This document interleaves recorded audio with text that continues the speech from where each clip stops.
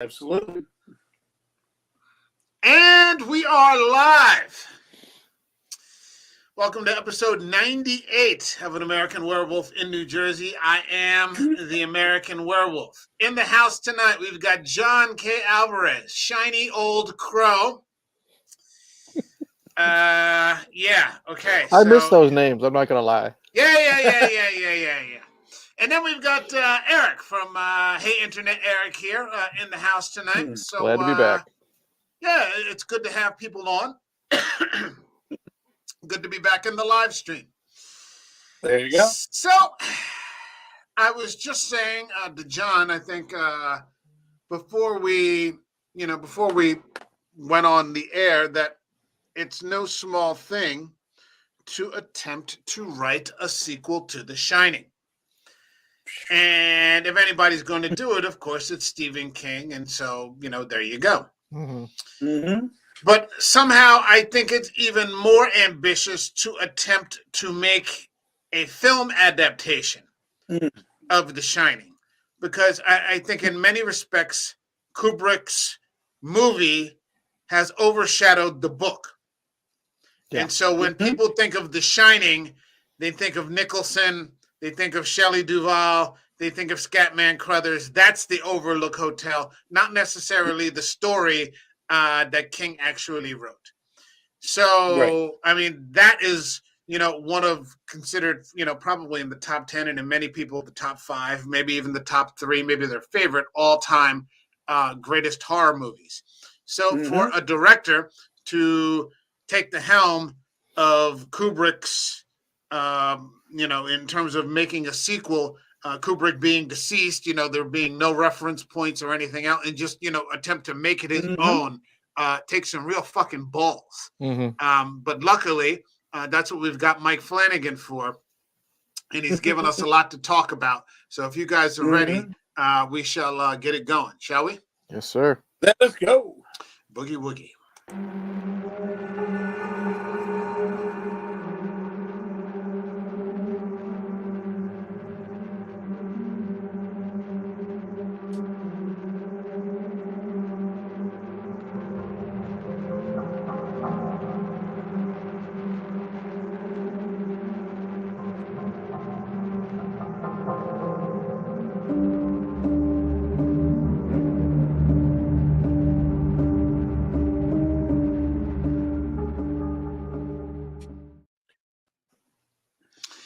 So there's never a question as to whether or not Mike Flanagan is going to go for it. Right. Because Mike Flanagan just lives in that place. I mean, he's just always in that zone, whether we would talk about Oculus or Hush or the Ouija, Origin of Evil. Gerald's Game, which we've covered here on the show. If we get to The Haunting of Hill House, Bly Manor, if we get to Midnight Mass, there's just this guy just is right there to the wall every single time. This, however, extraordinarily so. I walked into I saw this in the theaters. I was overseas at the time, and I walked in having no expectations at all. Because we've talked about how King movies can, and now they're a little bit better. They're better now. They tend to, get first-rate directors, since the 90s and Shawshank and, all these different, you get really good people to helm these movies and cast them, and, the days of like Children of the Corn and, that sort of, sometimes they come back in the television movies, that's kind of come and gone. But this was just such a big thing that I had no expectations. And I was just stunned. I mean, just right out of the gate. Boom. And I was just, it grabs you right away. And doesn't let you go for the entirety of the movie. 2 hours and 30 minutes. I have the director's cut, which I was stupid enough not to watch because I was lazy and just went right to my streaming version on HBO. Eric and I think John caught the director's cut at 3 hours. So at some point, I'm going to have to double back around. But Oh, it's worth it. Trust me. Yeah, I saw this again, and at the same points I was saying before we went on the air, the same points in the movie that I saw in the theater, the hair still raised up on my arm. Yeah. And I'm just like, holy shit. This is just still incredible. 3 years later. Yeah, we've talked Mike Flanagan on the show offline, and I've said it many times, and I'll keep saying he's never made something that I haven't really enjoyed. Yeah. And I was part of the Shining episode with you guys, and I've said that I understand why so many people love Kubrick's version. I really enjoy it. I don't love it. You know, I think we've all said, you know, if we had top 10 horror movies, it wouldn't make our top 10s, but an honorable mention, obviously. I'm going to say this here. I like Dr. Sleep a lot more than The Shining for many reasons. We'll obviously get into it. The characters, the lead, Ewan McGregor, you can never go wrong with him. The atmosphere is just so good from beginning to end. And the attention to detail that was put into this, because I've never read the book. The book differs a lot, especially because of how the novel The Shining ended. You know, it was the hotel was defeated, however you want to say it, totally different. But so Flanagan knew he would have to make a sequel more so to Kubrick's version because, like you said, it overshadows the book. But I think this is its own movie. I love it from beginning to end, and I like the attention to detail he did to make it look like Kubrick's version. There are so many shots that look just like the hotel from the original movie. Yeah, and it's just wonderful to watch. Yeah, and it's like what you and I were talking about before, Mike, off the air, that when he wrote the script, he sent it to Stephen King before he sent it to the studios to make sure it was okay with him. I mean, you were talking about in the beginning, he's like, you know, who's going to take on Kubrick? And it's like, and it was Stephen King, but so is Mike Flanagan. He's going to step in and do this because there's a love to it. I mean, I love the fact that he created it first and then said, I think I have an idea, as opposed to saying, or a Hollywood suit saying, hey, here's a sequel to The Shining, make it work. I mean, you know, he had to love it if he was going to do it, because that's a large mountain to climb. You know, it really is. Yeah, absolutely. This was something that I had actually. Hold on a second. We got a quick comment here from Dan. Dan's in the house tonight. He said he's just stopping by to say hi. He hasn't seen it yet. Dan, this movie is currently streaming on. If you don't have a physical copy, this is currently streaming on HBO Max. So I should just put that out there for people early on in the stream. HBO Max, check it out. So yeah, it's good to go. Exactly. This is a story that I had read. Okay. Now, here's the thing. Here's the onion, I think, with that, is that I read it on Kindle. I don't remember reading it, really. I really don't remember reading it, and I think it's because maybe I was just in a weird place. I don't remember where I was when I read it. I think I was still here in the States or something like that. But I read it on Kindle, and I think for some reason, Kindle just doesn't have the same impact on me that Turning Pages does. My thing, and I was posting this on Twitter earlier, you know, buy physical media. Buy physical media. Digital media is just way too fickle, and the politics of the time or whatever, and you never know when something's just going to disappear or something like that. But my assurance, edit it out. You know, to have that, you know, in hand, and then to be able to, you know, place it in my player or pull it off the shelf and open that book up and turn that page has a much more profound impact. Because to this day, and it's funny, before I went on the air, I went on Amazon and found a hardcover for like $2.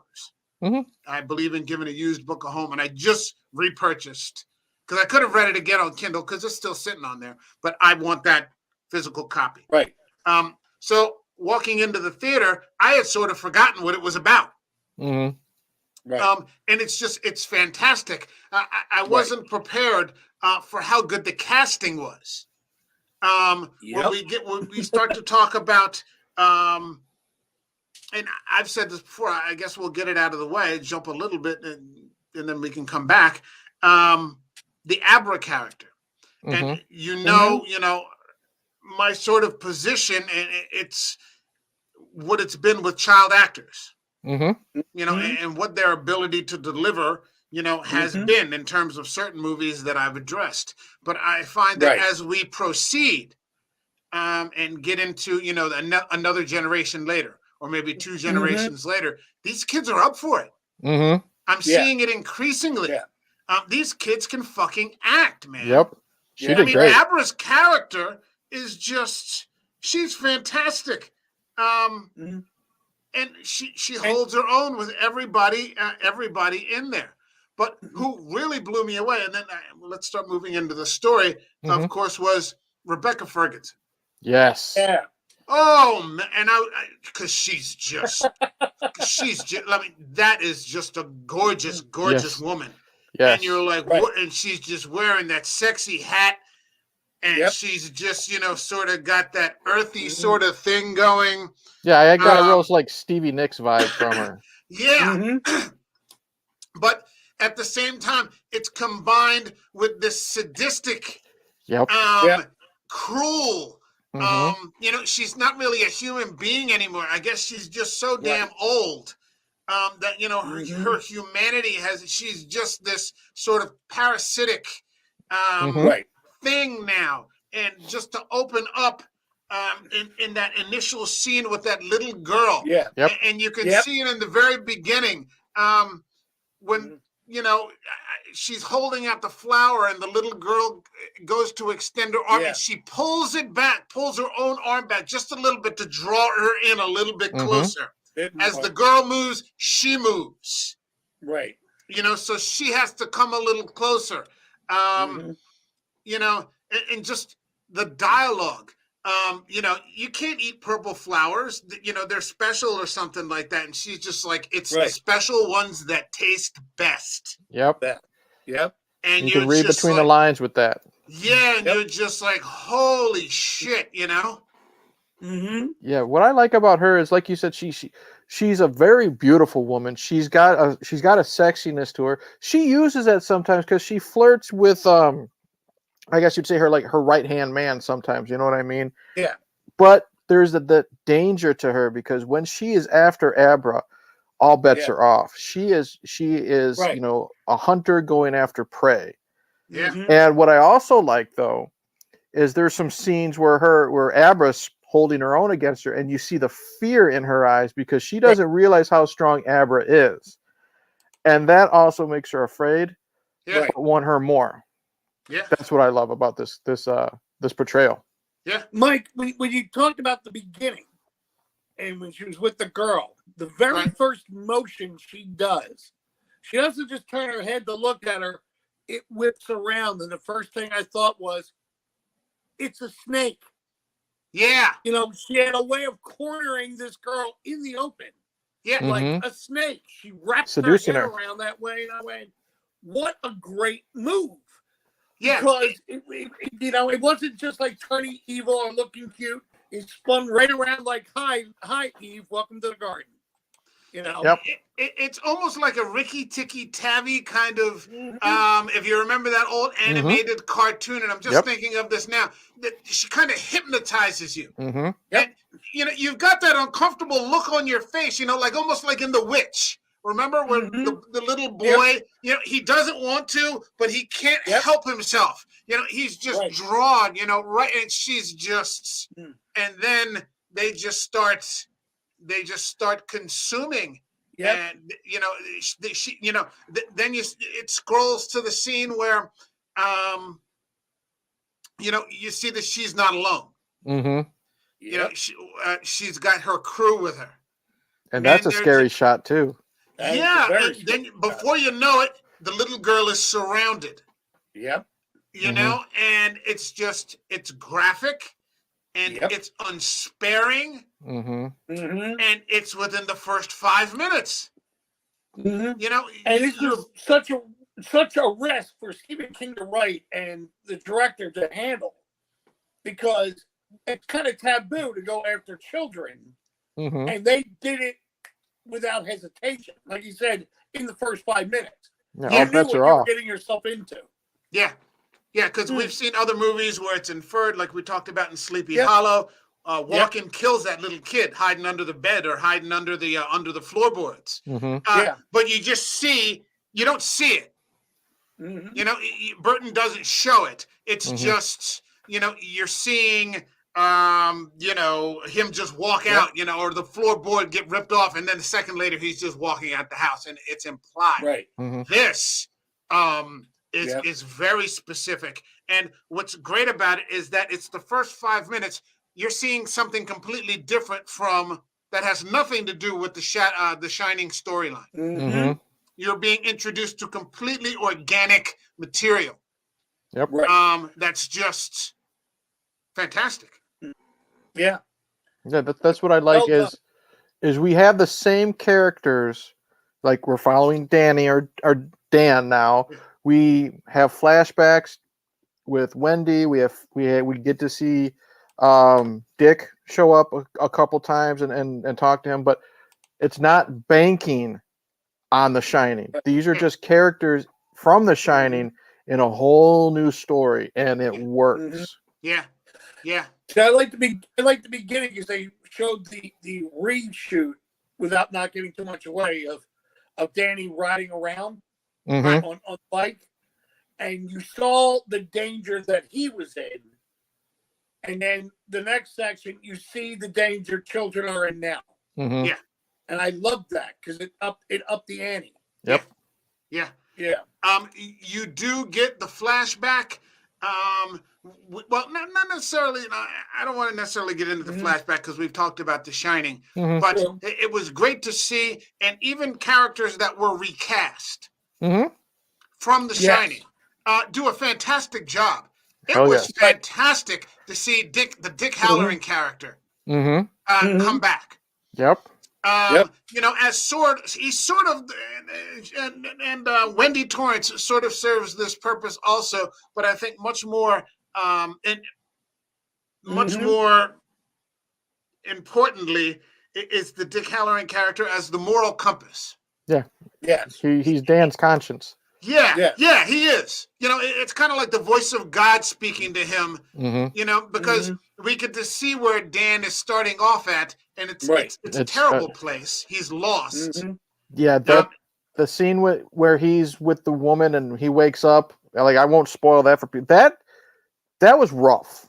Yeah, that was very rough. And Yeah. seeing what type of person he became. Yeah. Because he fell into alcoholism like his father did, and it just showed how on the skids he was. Yeah, he was literally homeless. He's become, a drifter. Mm-hmm. In that opening scene, he almost kills that man. Yeah, in the bar. In the bar fight. The girl he comes back to fuck. Mm-hmm. There are drugs everywhere.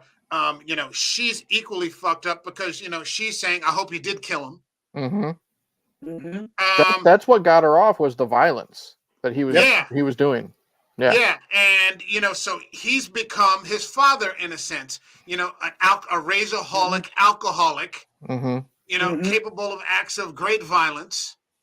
And you're just, it's stunning to see, because again, I didn't remember anything from the book. And I'm like, oh my God, he's just, and it's Ewan McGregor. So Ewan McGregor's a great actor. And you're just, wow, this isn't 5 years later or 10 years later. This is a man probably in his 40s, his early 40s, late 30s, early 40s. He's a grown man at this point, and he's just lost. And I did do a, air quotes research, which means, IMDb or Wikipedia. And I read about Ewan. He's not a fan of horror. He doesn't like horror movies.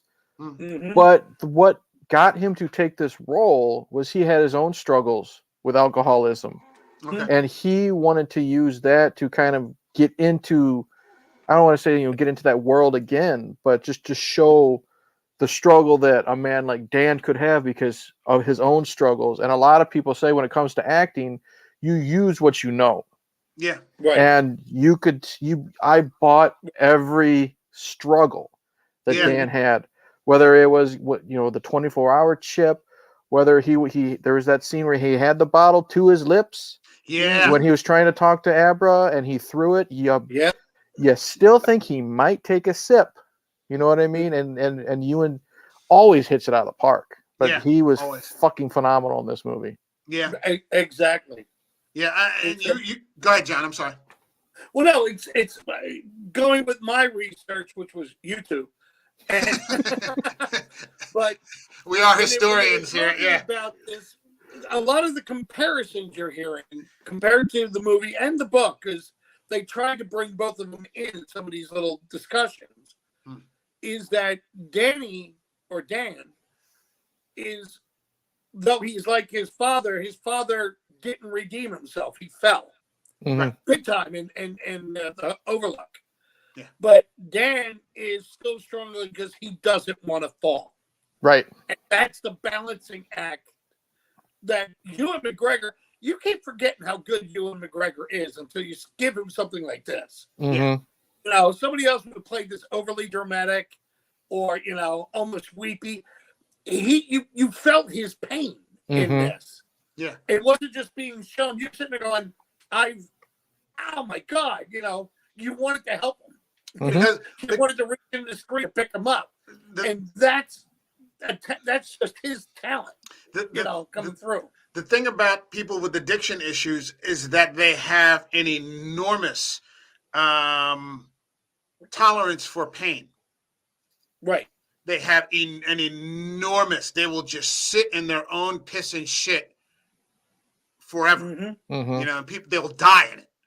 Literally, and that's kind of what happened to Jack Torrance. And we talked about that in The Shining, in that, his 5 months of sobriety are not really an honest 5 months. He walks into that interview and he's lying. Steve brought that up. I don't know if you remember that. He doesn't really tell the truth about anything. And, Wendy's trying to cover for him, this, that, and the other. What Ewan McGregor brings to this years later is a calm kind of pain. You're right. It's not an overly dramatic. It's not a rageaholic. It's not a weepy, kind of help me, talking to God kind of thing.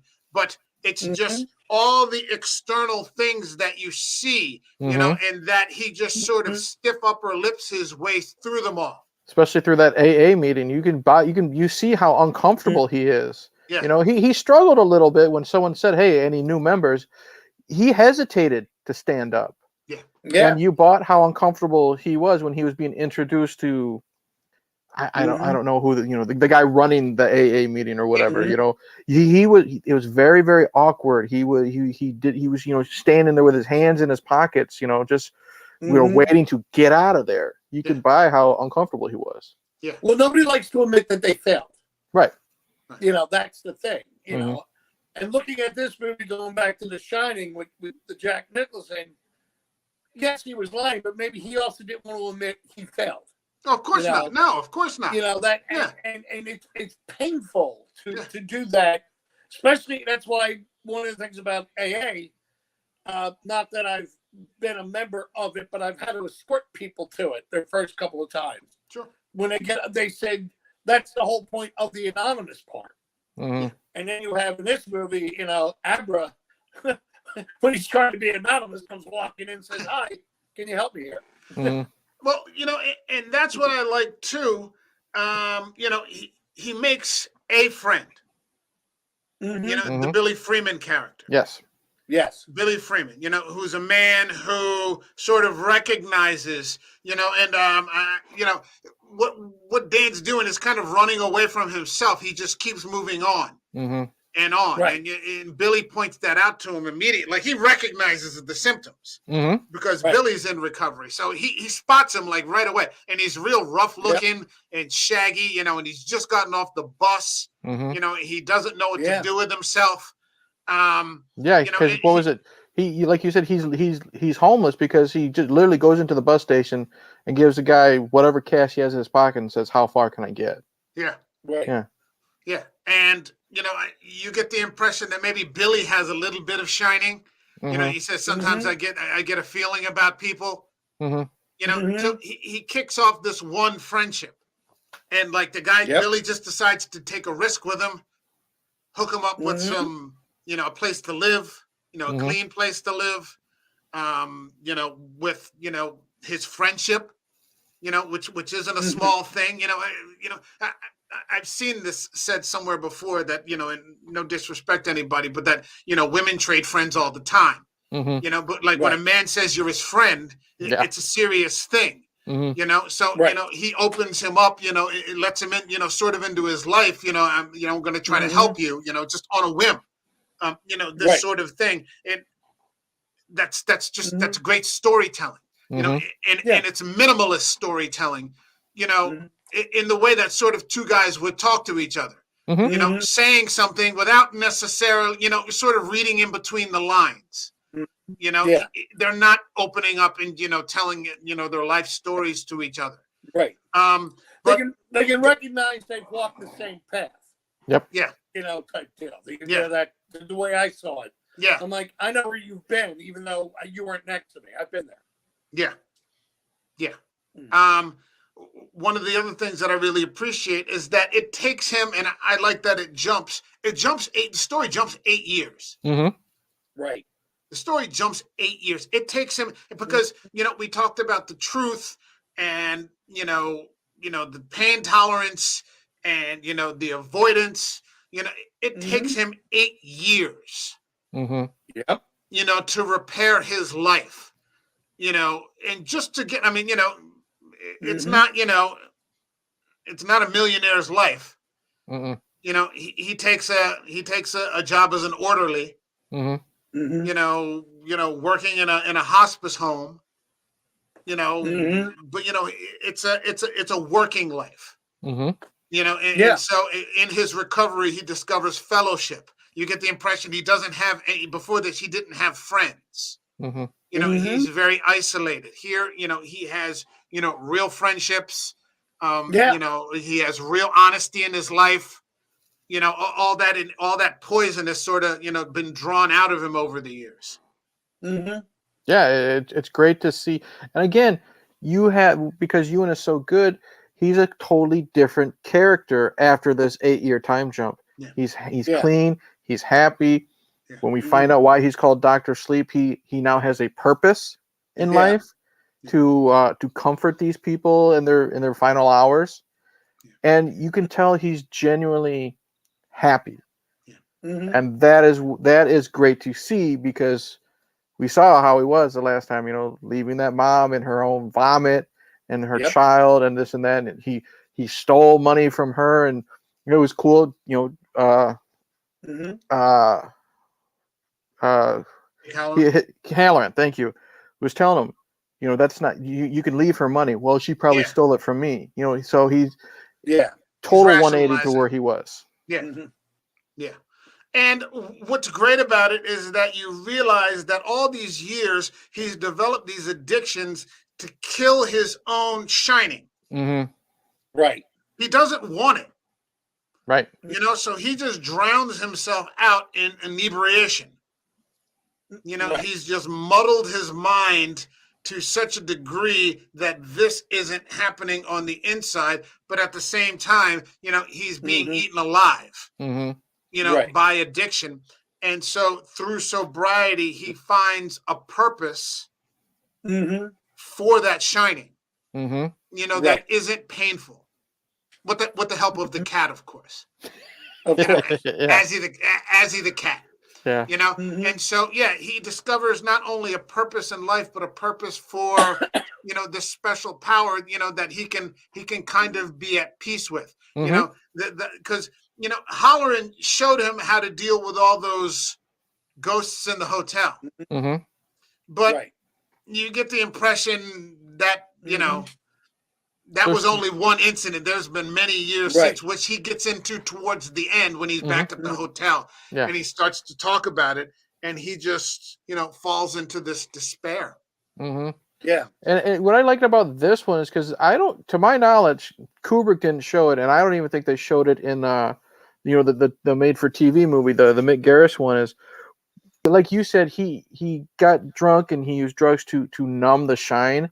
I loved how Flanagan showed through Abra what it's like to have the shine. When she's in the library and she is hearing every person's voice, she's hearing the girl who can't get the boy to like her, so maybe she should change her hair. The jock who needs to work on his schoolwork so he can make the team. The girl that keeps, why is Abra keeps staring at me? Yeah. So we now know why he drowned it out, because it's constant. Yeah. And it would drive you insane. Yeah. But you're also seeing what it's like for a young person to develop it in a much more healthy environment. Exactly. His father, Abra's father isn't breaking her shoulder. Mm-hmm. Right. Because she knocks some papers over. Yeah. Her mother isn't suffering in silence. These are stable people. So in a way, she's kind of a bit more evolved than her own parents. Her parents kind of don't know how to take her when they go to the birthday party, and the clown does the thing with the spoon and she's like, I can do that. And the clown's like, yeah, that's nice, kid. And then they go in the house and all those spoons are just all over the ceiling, So it's a much more healthy. Grinning. Yeah. Mm-hmm. Yeah. She's like, look what I did. She doesn't see. Yeah. She doesn't see the horror. Right. It's a completely different perspective. It's fun for her. Yeah, it's fun for her. And even, you get the impression she doesn't have that many friends. She doesn't strike you as popular, but she seems grounded. Yeah. And secure. Mm-hmm. Until we get to Rose the Hat. There you go. And the murder of Billy. Yeah. Billy? Yeah, I believe so. And that was rough. Yeah, it's Brad. Yeah, Brad. Okay. And it is one of the. It's one thing to kill a kid in a movie. Yes. It's another thing to graphically torture a child. Mm-hmm. Yep. And don't get me wrong, I don't mean to sound too snobby, but in a very mainstream, horror movie. This isn't some niche film. Mm-hmm. Right. You'd catch, someone. This is as mainstream as it gets, and there is this graphic pain that is explained that by torturing this child, it purifies what they draw out of him, because this clique led by Rebecca Ferguson eats the steam, eats the shining. It eats the shine from these people in the form of this kind of smoke.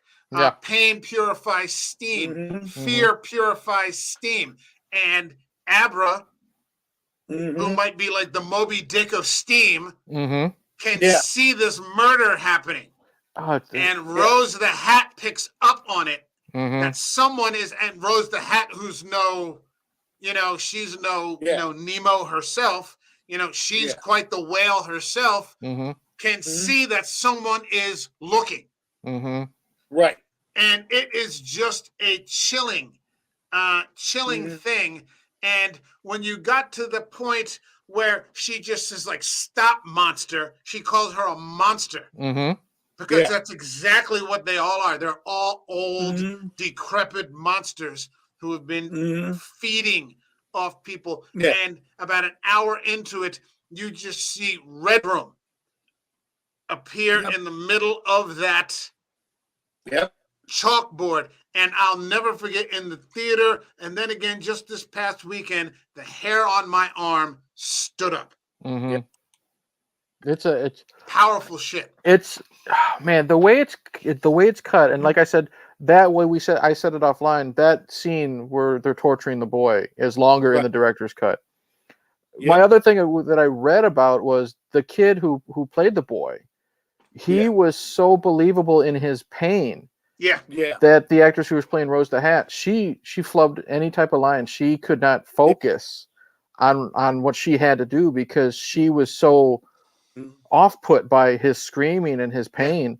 And then they said, Flanagan yells cut. He gets up, he's giggling, and he goes have lunch. While he's all covered in blood. She had to compose herself.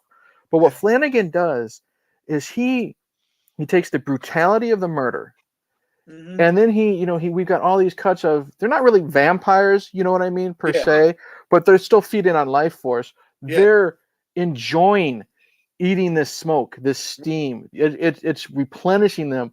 It's on, maybe compare it to sex or something. Like they're really like getting off on this because it feels so good to feed off of this. But then you have that cut, that Flanagan is of the boy being tortured, the true not, enjoying the life force, and then you're watching poor Abra screaming to the high heavens in her bed. Yeah. While this is happening. So it's three different type of shots, and Flanagan, again, he gives you that uncomfortable feeling, but you can't turn away. Yeah. And that's a fucking home run right there. Yeah. To me, it reminded me of insects feasting. Like when they were eating the steam, it was kind of like it looked like, you ever see that fast footage of insects eating away a carcass, so to speak. I don't know why, but that's the feeling that I got with it. And I could see it because they were all sharing, yeah. The most terrifying line in the whole movie is when the boy says, "You're not gonna hurt me, are you?" And she says, "Yes." Yeah. As calm as can be. No evil, no hiss, no, yes, we are. Like they're getting ready to, for lack of a better term, milk a cow. We're gonna stretch this out as far as we can, and yes, it's gonna hurt, and we don't care. Right. That's why when Abra screams, for lack of a better term, to show how much power she has. Yeah. That's why Rose stopped and was like, "Excuse me." Boom. Yeah. I loved that. And it was all told in a span of what, 10, 15 minutes? Maybe. If that. And the whole thing is that they can't survive without the steam. Right. They can't survive. So, I mean, it's necessary for them. Right. What makes it inhuman, of course, is that, of course, like, I don't think they're necessarily cruel for cruelty's sake. It's for survival. Right. It's just for survival. And so, you exacerbate it by, inflicting pain, and, that makes it better for us. And it's the indifference, that makes it so damn horrifying. Because they're also always going after children, because when she's confronting Dan in the Overlook at the end, she talks about how, he's got some great shine too, but he's polluted it over the years. Right. Well, they talk about it in the beginning. They said, and I think Crow Daddy says that to her, we got to get this kid before, his parents put him on Ritalin. That's right. Yeah. Right. Or that's what they said. There's less steam in the world. He doesn't know if it's because of medication or because of Netflix, or whatever it is. But these kids are not, there's just that ability is not developing anymore in people. Maybe it's because they're more sedentary and less, in tune with the outside world or whatever. So when they find these large, and you get the impression some of these people are thousands of years old. Yeah. That, they have to go for it.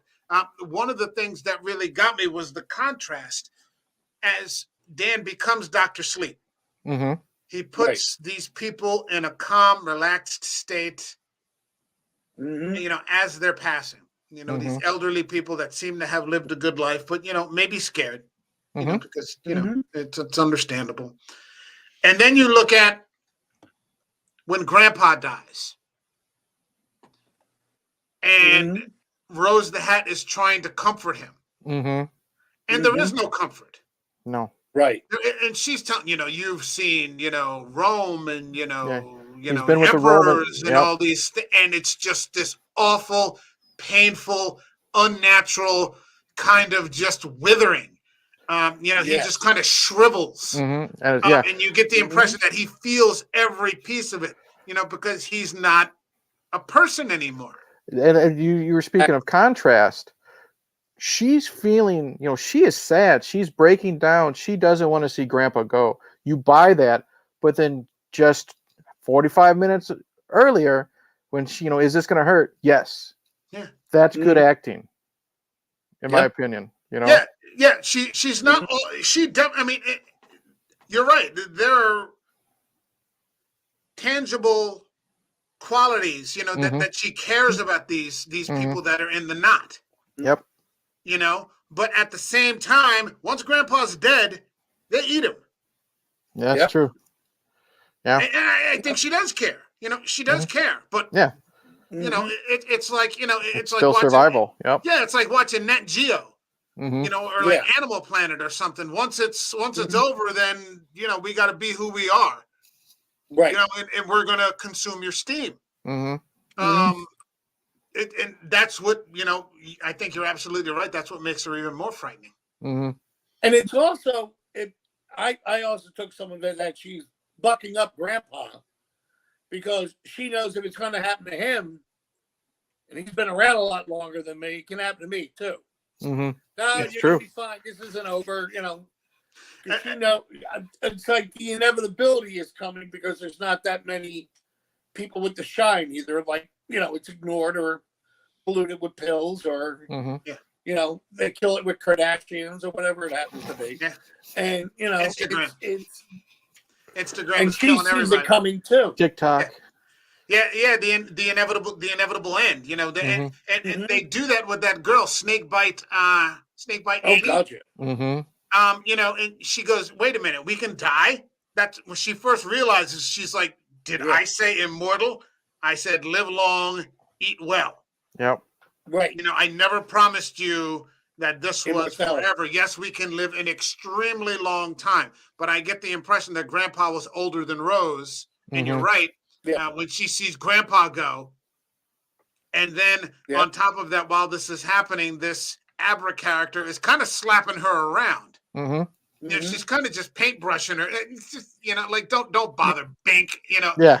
in the way that a child would do it. Mm-hmm. This submissive kind of 12-year-old. Like don't bother me.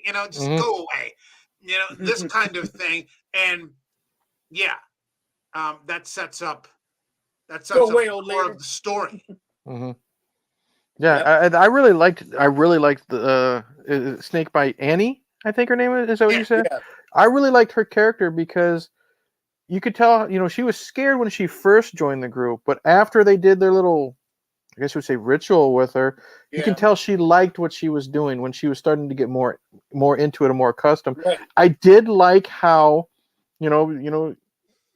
King kind of has a shared universe. It was kind of neat that she had the push power, which is what Charlie's father had in Firestarter. She can make people do what she wanted to do. So that was kind of neat how she had her own ability already before becoming the True Knot, because that's what drew them to her. It wasn't the shine necessarily, but it was still some type of extra sensory type of gift. And I don't remember her background from the book or something, but she already had a bit of a predatory tendency anyway.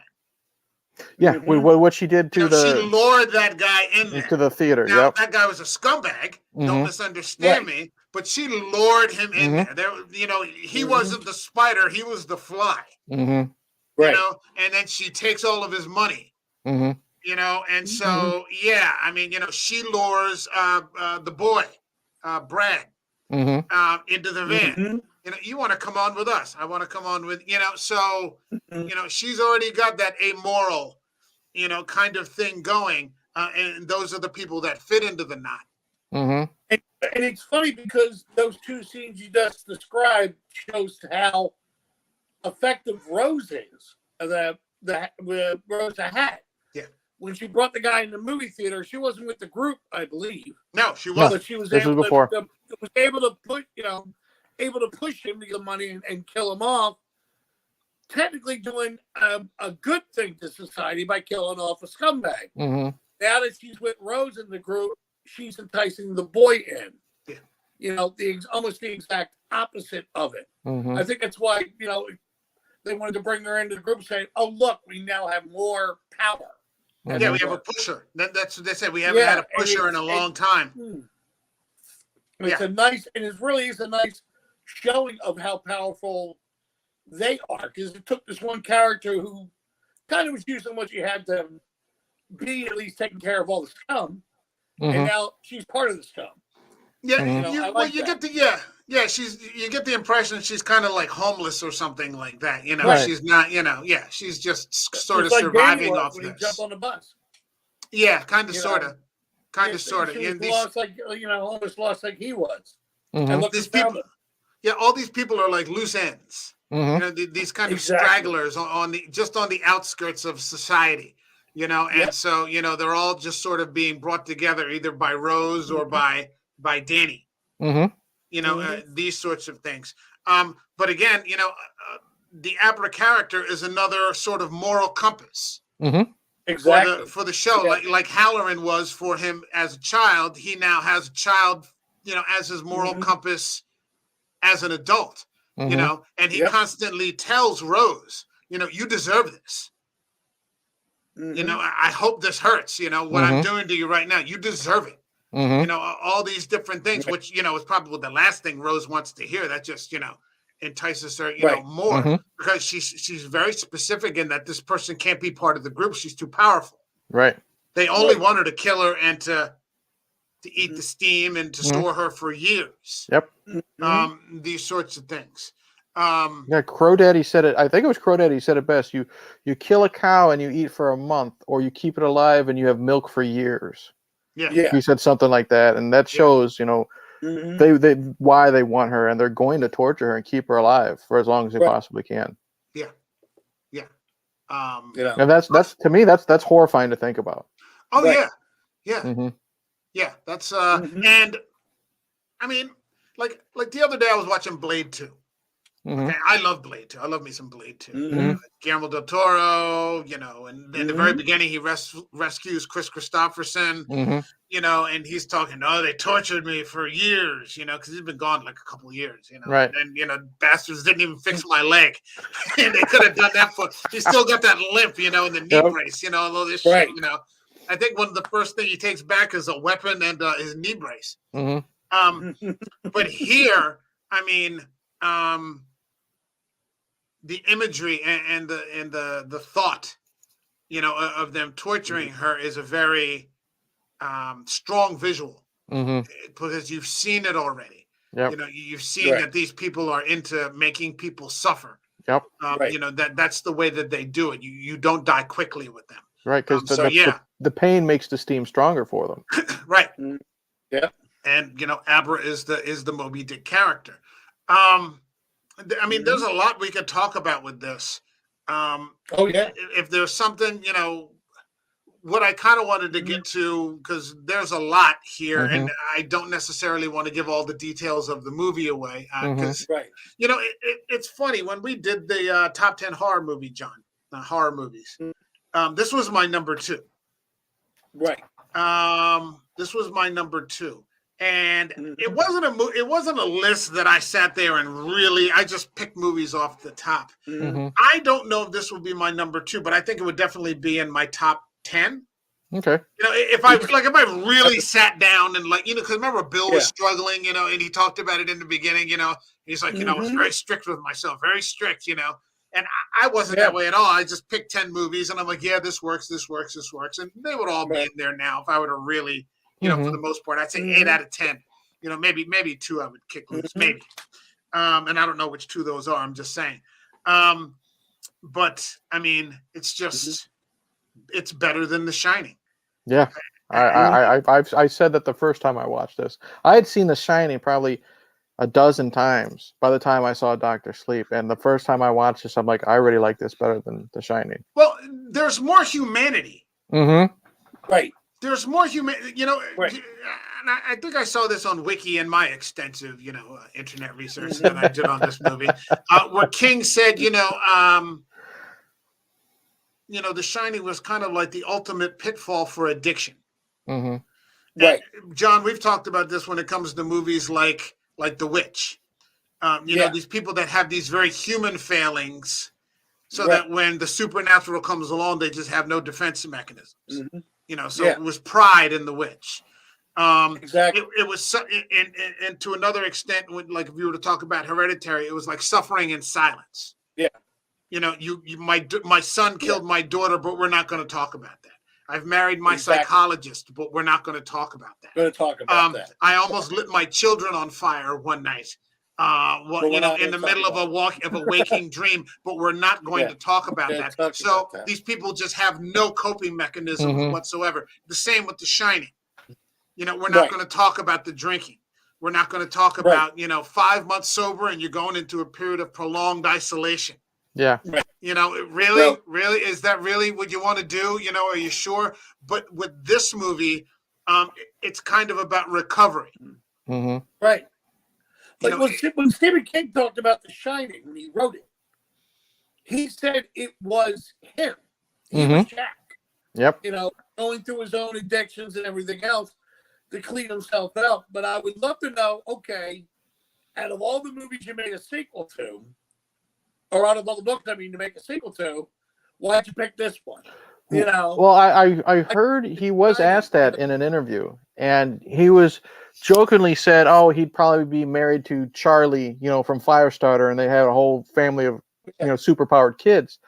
But then he said he just, the wheels started clicking. He said, he's like, "What would Danny be up to now?" And he said he just put pen to paper, and it just started coming, out, because again, that man publishes at least 3-4 novels a year.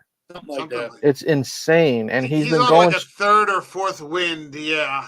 Yeah, it's amazing, and it all started literally with like a joke question at a book signing. Right. He had just written something else, I think, too, and then he just he decided to go for it. I do want to get into, because we're coming up on 50 minutes, and we could just go easily for another 50 minutes. I think it wouldn't be a problem at all. But I want to come back to the Overlook Hotel. Yeah, we at least got to mention the Overlook. Yeah. The Overlook, and this is where the movie, I feel that it really this is a huge risk. Mm-hmm. It's in King's story. It's in King's story. Don't misunderstand me. But you could very easily just go off a cliff, or crash and burn by attempting to bring because up until this point, it hasn't been a Kubrick-styled movie. No, not at all. It's been completely original, organic material. Very little to do with what we saw in '81. Going on over 40 years now. Then within the last 30 minutes of the movie, or depending on the director's cut, they end up back in the Overlook Hotel, and I remember that theme. Yep. Taking off, and I'm like, oh man, what the hell is going on? I got a question for you, Mike. You said you didn't remember anything in the book. Did you even have an idea of them going back to the Overlook until you heard that theme in the theater? I don't think so. I don't. That's a cool surprise. Recall. I don't recall that I did. Okay. I'll put it to you that. That's the most honest answer I can give you. Because it happened 3 years ago, but I don't recall. Oh God, we're going back to the Overlook or something like that. Because I think it had been 10 years. I think he did this in 2009. Like he wrote the book, and I think I read it right away on Kindle. Okay. And then 2019, Flanagan comes out with the movie. So it had been 10 years. Okay. And a lot had happened, but for me, between 2009 and 2019, it was like a completely different planet. So I don't recall remembering that it was going back to the Overlook, but man, now here's the thing. At first, because he started doing it, and then I'm just like, do we need to do this? I'm not sure. And then I think I've seen this movie twice since then. Okay. Once when I bought the DVD. I still don't think I've watched the director's. I don't think I watched the director's cut back then, but I got it on DVD, or maybe I watched a streaming version somewhere. I don't remember. And then I just saw it this past weekend. Every time though I see it, it gets better. Right. Now that is because, and again, this is a movie that like many fantastic movies, I don't want to watch them very often because I don't want to get tired of. I don't want to get tired. I caught myself doing that with another movie recently. Oh man, I'm not even paying attention. All right, let me just take it out and like put that back on the shelf for a very long time. I won't look at it. But it just gets better and better. Oh, hell yeah. And it just, here's the thing. I mean, you start seeing all the shots. Right. And you're just like, oh man, this is powerful. Yep. It's powerful filmmaking, and he's made something old. I hate to sound like, I don't know if they say this at baby baptisms or whatever, but he's making something old new again. It's just go ahead. No, go ahead. I like when they went to the Overlook, and one of the things I thoroughly enjoyed them going back to it, it wasn't like they were rehashing or trying to recapture those scenes. It was more like ourselves, besides the Ewan McGregor character, went back to say, do you remember this? And I love that, because instead of trying to make a cheap copy, or hey, we're going to try to do the same trick again and fool you, they let Ewan McGregor experience it. And then when he got to the one scene, not to give away too much of the movie, where his father was also at, I want to talk about that. So go ahead. Yeah. No, go ahead. I'll let you go. No. Go. I'm saying you don't have to veer away from that, because that's what I want to get into. There's an old thing that a guy who taught me Shakespeare when I was in college, and he said Shakespeare always had a pivotal point where once the character makes the step, everything is locked in. He's gone. The story's going to go the certain way.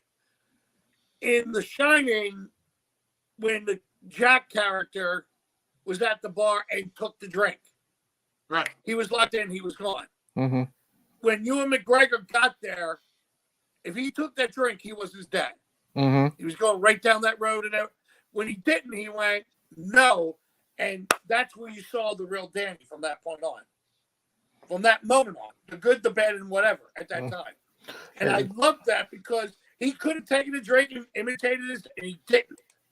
And they boom. I love that. And what I really liked is once they got to the Overlook, you could tell, it wasn't just fan service. Sure, we had we had Danny sticking his head through the hole in the door, and then they recreated, that scene, which I thought was pretty damn seamless, of, Wendy getting scared of the axe and stuff like that. But it wasn't just fan service. We didn't see it just to see it. Right. And like John was saying, when he's at the bar talking to his father, and he has the whiskey, he's like, I remember this was your favorite. I remember the smell and stuff like that. And Jack is Lloyd. He's like, I don't know who you're talking to. I'm Lloyd, the bartender. And he's so close to taking that sip, and he says 8 years down the drain. And then he puts it down, and then Lloyd or Jack, whoever you want to fucking call him, he's the one that smacks the glass off the counter. Right. And I'll say right here is Flanagan is so good at having the same actors and actresses in a lot of his stuff. Henry Thomas seems like his go-to guy, and holy shit, I thought he was great in this. He wasn't trying to be Jack 100%, but he did his damnedest. And he also made it, in my opinion, when he's the bartender, that's when he's scary. Like, not when he's, recreating the axe scene and stuff like that. I think he's the scariest when he's Lloyd the bartender. Here's the thing. I think he's not trying to be Jack Nicholson. I think he's trying to be Jack Torrance. Okay. Right. He's trying to be Jack Torrance. Here's my question. Is that really Jack Torrance? Because I wrote when I wrote the notes for this, what I actually wrote was the tragedy of Jack Torrance. Right. Because like what I loved, I mean, they go into the house and the fucking typewriter is still there. Yep. Right. The typewriter, like nothing has changed.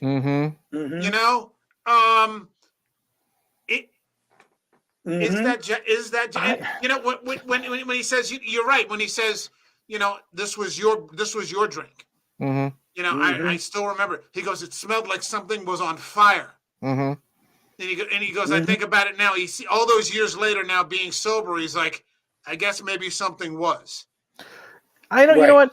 Now that you mention it, I don't think it was Jack per se, but it's like when Jack was talking to, air quotes, the original Lloyd, the one from like 1980. That might not have been Lloyd either. You know, it's just it's the hotel taking the form of the last significant person it was trying to take over. Mm-hmm. Yeah, you know what I mean? Because he recognized exactly because he recognized his father right away, but he's like, no, I'm Lloyd.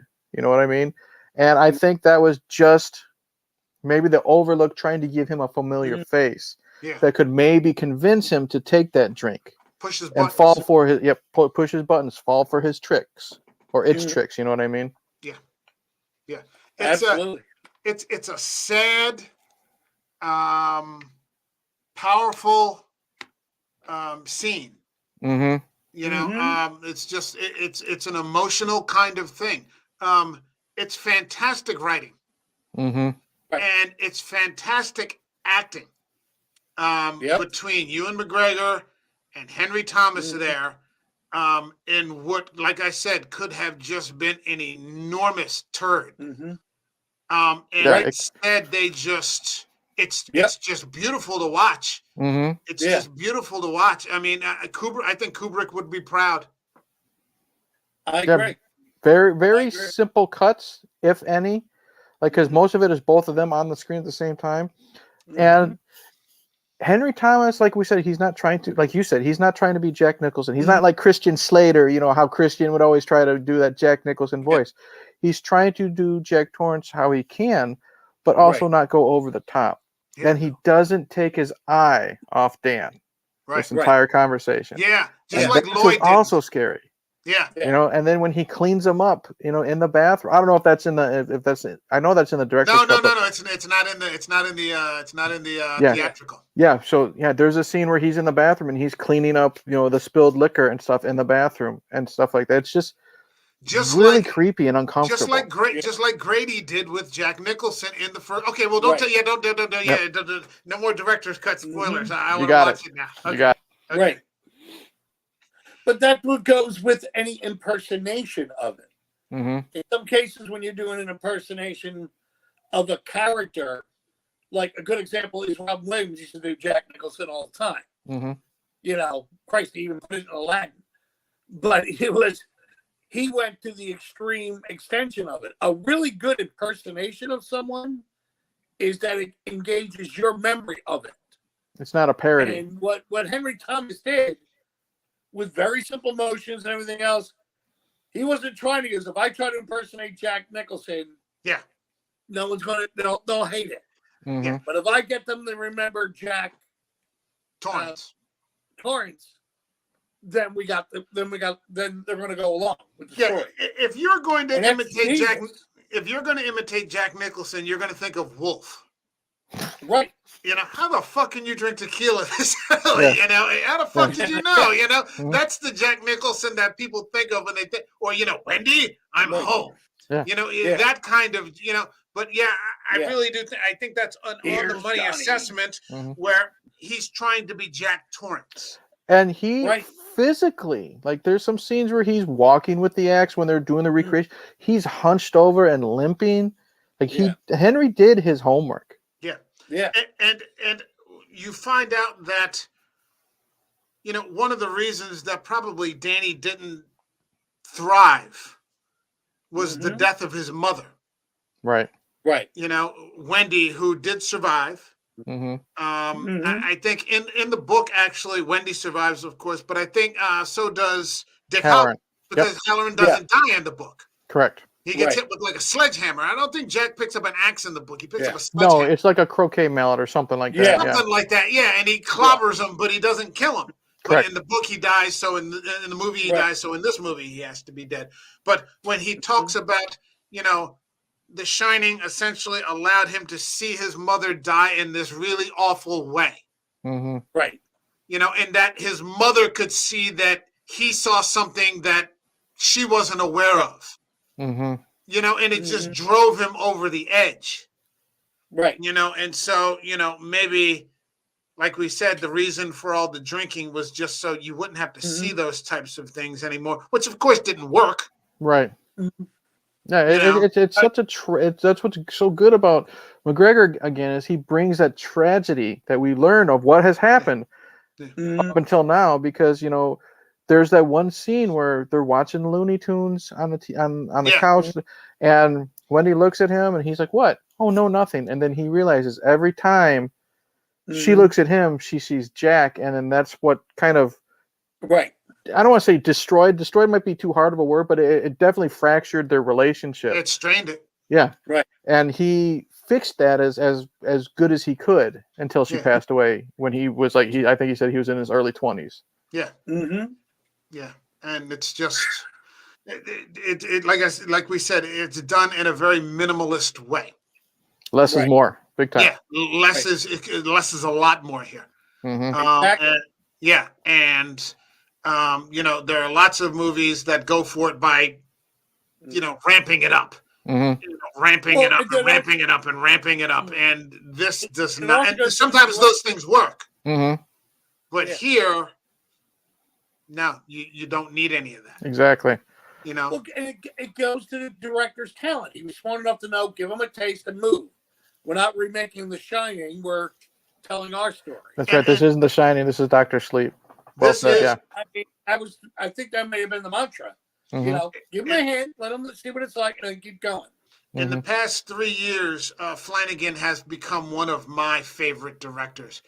If Flanagan is putting something out, I want to see it as soon as possible.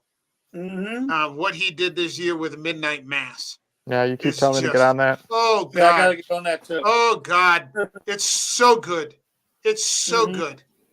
Like where did you? There's one scene, and we'll talk about it in the texting group if you guys get around to watching it. But there's one scene in a cave, and it's a horror movie. And you're like, this is the most beautiful thing I've ever seen. Like, how is this possible in a horror movie? In a horror series? It was the same with The Haunting of Hill House. Right. Oh man, yeah. This guy is just. You get the impression he hasn't even hit his stride yet. No. Right. I mean, he hasn't even been around for 10 years. 10 years maybe since Oculus. Yeah, I think so. I think it was roughly about that. Maybe. Yeah, I think it was like 2012. And you can tell, he's bringing it because let's just say if it's been 10 years, he's made a handful of movies and 3 television shows already. Right. He has the quality of making it human. Yeah. A lot of times the horror things. We're following human characters in an inhuman story. Yeah. Right. And how one they stand up to it or relate to each other or, Well, we've talked about this on the show many times. One of the qualities that, goes throughout horror are broken people. Right. There are a lot of broken people in horror. And it's having those human qualities that make things relatable. Exactly. Otherwise, it's just something else. Boogie. Yeah. Otherwise, it's the boogeyman. And you're just like, exactly. And sometimes that works. Right. Sometimes that works. Right. But I can even watch a movie like Cloverfield. Right. Cloverfield is not. I love Cloverfield. It's one of my all-time favorite movies. It's good. But it's not. Saturday. It's not. I don't know. It's not some masterpiece in writing. Right. But the idea that this man is trying to get to the other side of town to get to the woman that he loves. That's his only motivation. Like he's just, and he just saw her and he didn't tell her what he wanted to tell her, and he's, and then this thing happens. And so, maybe it's the end of the world and he just wants to be, with her when it happens. And if these other guys want to come along, they can. Yep. That's a relatable thing. And that would, on top of the fact that it's just, a fucking crazy movie. I mean, when I saw it this weekend, because I caught stuff I didn't recognize before, like the girl who saved the guy with the camera but got bit by one of those little creatures. The guy with the camera said, "Thank you. I thought I was going to be left behind." And she looked at him and said, "Did you think I'd be that cruel?"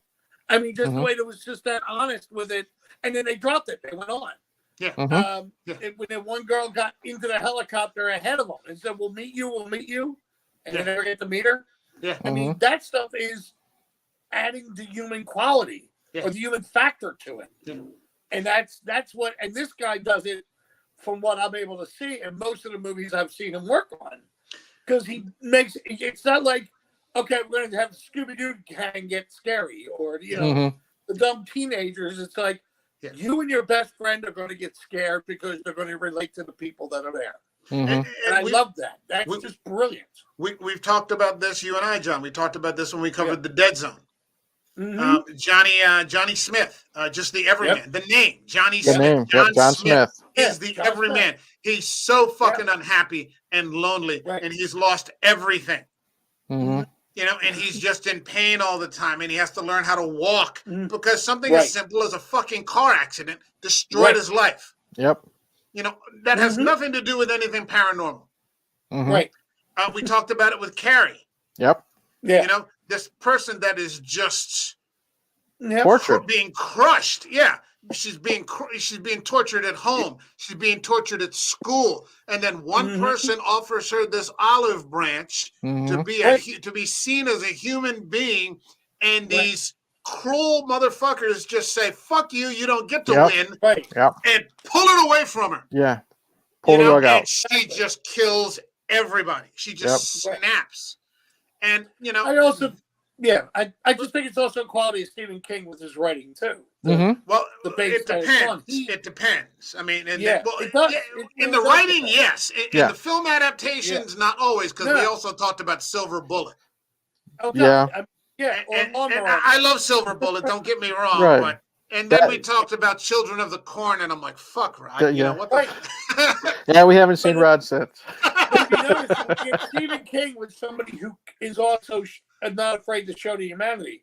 We pick up like Shawshank, and everyone's shocked at it because it was a wonderful Stephen King adaptation. But what the director did with Shawshank was saying, yes, it's this, and it's a prison movie, and they're human beings. Yeah.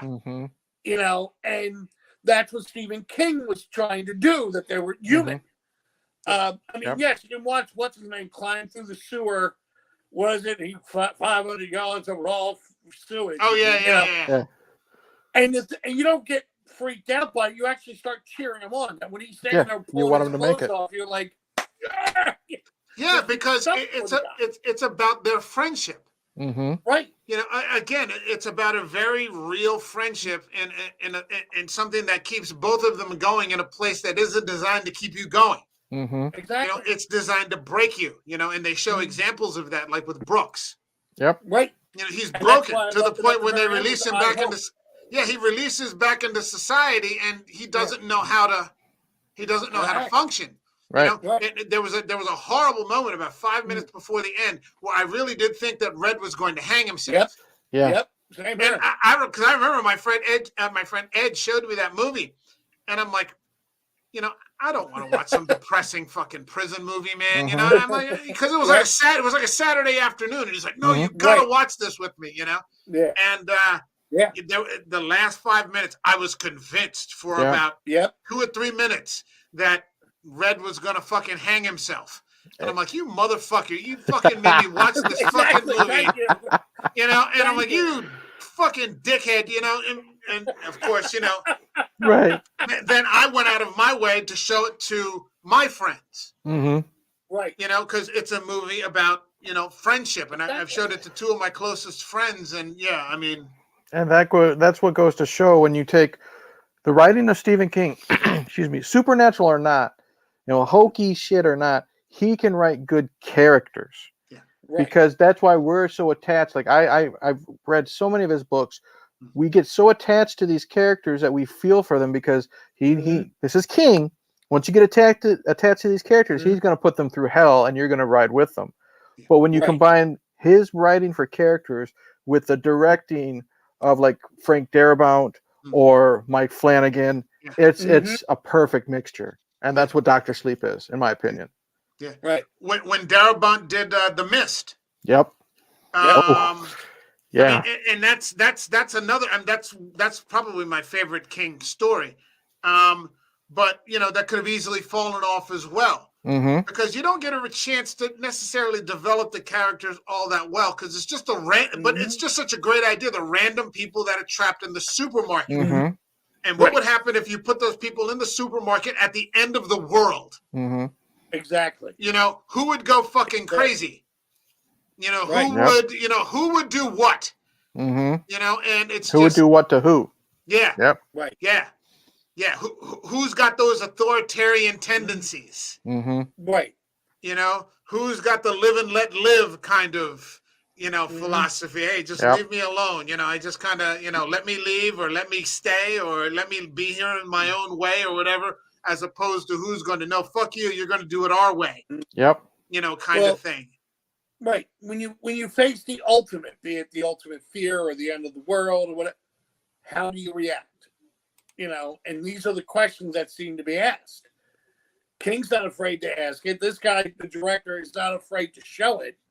Nope. It's that's just good storytelling. Mm-hmm. I mean, I use that term a lot, but it's the truth. It's just good storytelling. Because I think go ahead. No, when in the book Firestarter, when the father died, I wept. I actually cried when I was reading because I liked him. And I was like, holy shit. And I was like 14, 15, and I'm wiping tears away from my eyes going, why the fuck are you crying, you bastard? But initially, it really just nailed me. Mm-hmm. And I'm like, what the hell? There's still some hit and miss with King. Yeah. In his film adaptations. Mm-hmm. Because you had like the double feature, the double header with It. Right. And then the first one was like, I thought that was just as solid as it gets. Right. And then you got to that second one, and I'm like, what are we doing here? And you brought up Firestarter, and that's just my opinion. But and then I'm not looking forward to this Firestarter. I'm not exactly. I see it, and I'm like, no, something's off here. Like I almost get a vibe, at least from my personal taste. I get a vibe just by looking at them. I'm like, now this isn't going to fire. I will strike back at them. Okay, honey. Okay. It was like the Carrie remake. Yeah. You got it perfect the first time. Kind of leave it alone. But we'll see. 3 words: the lawnmower man. And I mean that movie had nothing to do with that. Nothing to do with that story. Yeah, I recently rewatched your video, Mike, of you reading the story, The Lawnmower Man, and you brought up the movie how it's nothing like it.